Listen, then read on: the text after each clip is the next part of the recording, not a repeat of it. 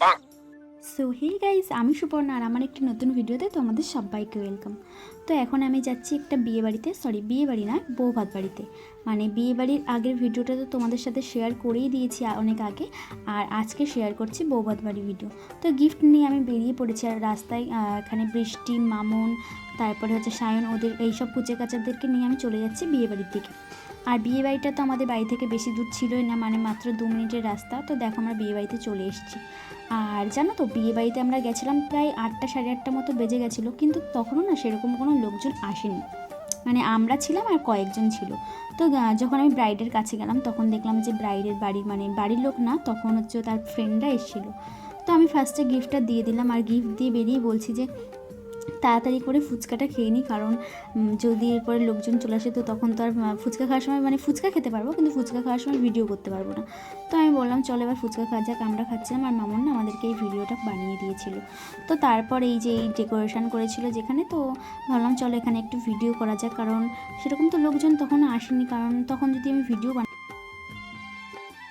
কারো গায়ে তো ধাক্কা লাগবেই না, তো ভিডিও বানানোই যেতে পারে।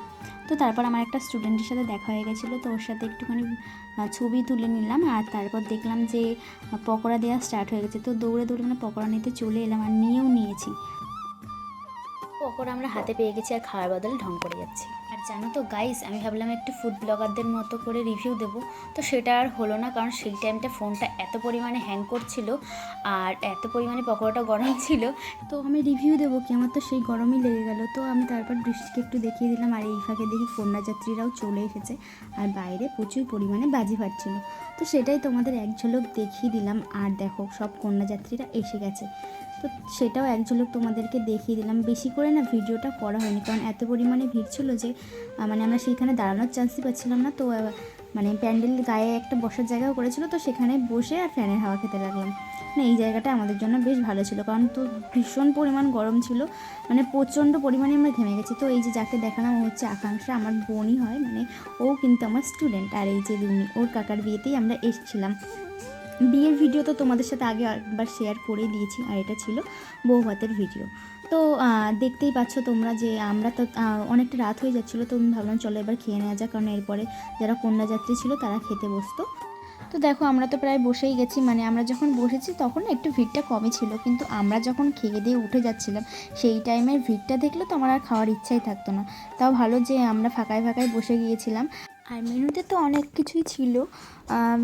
আমি না মোটামুটি কোনো কিছুই সেরকমভাবে খেতে পাইনি, ফালতু খেতে বসেছিলাম, কারণ তার আগে আমরা এত পরিমাণে ফুচকা, এত পরিমাণে পকোড়া খেয়েছি যে ঠিকমতো কিছু খেতেই পাইনি। তো দেখো আমাদের প্লেট দিয়ে দিয়েছিল, আর মেনু কার্ডটা তো আমি তোমাদেরকে দেখিয়েই দিলাম। তো তারপরে আমি না ফ্রাইড রাইস খাই না, মানে সেরকম খেতে সেরকম একটা পছন্দ করি না। তো আমি ভাত দিয়েই হচ্ছে মাংসটা খাচ্ছিলাম, আর খেতে খেতে এইদিকে দেখি যে নাচানাচি শুরু হয়ে গেছে, তাই তাড়াতাড়ি আইসক্রিমটা নিয়ে নাচতে চলে গেলাম।